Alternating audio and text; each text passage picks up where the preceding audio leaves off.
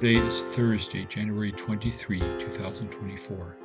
I'm Pastor Michael, and this is Wilderness Wanderings. Our text is from Hebrews 11.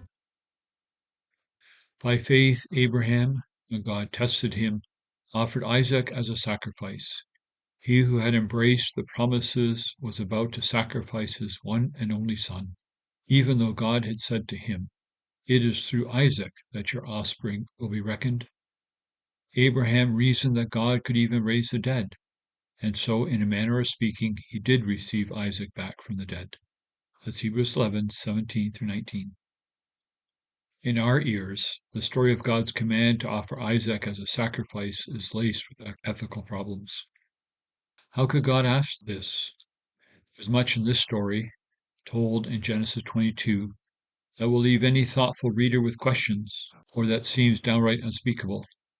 But the spare, skillful narrative points the way to its beating heart. The story is structured in 3 cycles. 3 times there's a summons to Abraham, first by God, then by Isaac, and then by the angel of God. 3 times Abraham's tender answer, "Here I am." 3 times a response. And those 3 cycles have Abraham's trembling reassurance to Isaac at the rhetorical center. God himself will provide. Literally, God himself will see to it. This is what the author of Hebrews draws to our attention. Isaac was the child of promise. Through him, the promise to bless the world. In fact, the promise to repair this sin-polluted creation, that promise would be fulfilled through Isaac. It was God's word, his promise. Now Abraham is commanded to sacrifice him, a test of faith indeed. God's promise and God's command are diametrically opposed to each other. Abraham is now a man of faith. This is God's problem to solve, not his. So he goes to the mount with his son. When Isaac asks, "Where is the lamb?" Abram simply responds, "God himself will provide." After God provides a ram for the sacrifice, Abraham names that mountain Jehovah Jireh. The Lord will provide.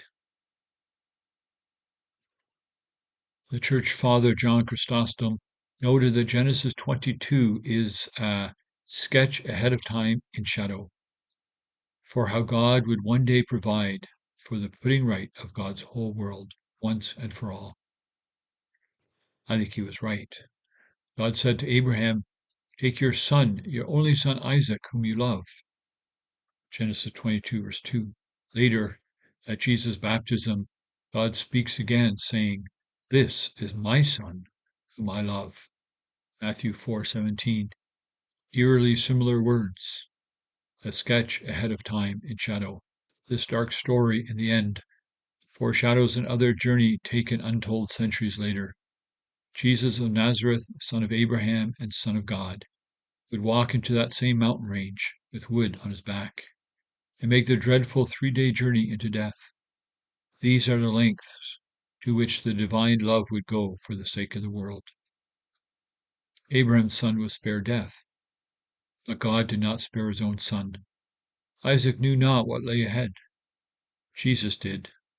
He willingly took up his wood. He went willingly to the altar of the cross.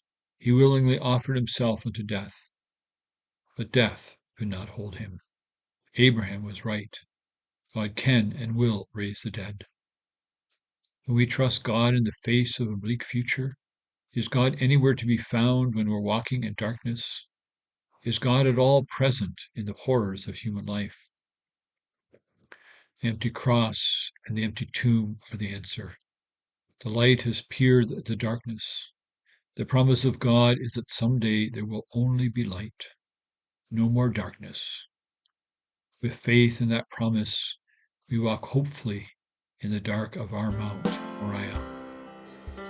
As you journey on, go with the blessing of this God. May the peace of the Lord Christ go with you wherever he may send you. May he guide you through the wilderness and protect you through the storm. May he bring you home rejoicing at the wonders he has shown you. May he bring you home rejoicing once again into our doors.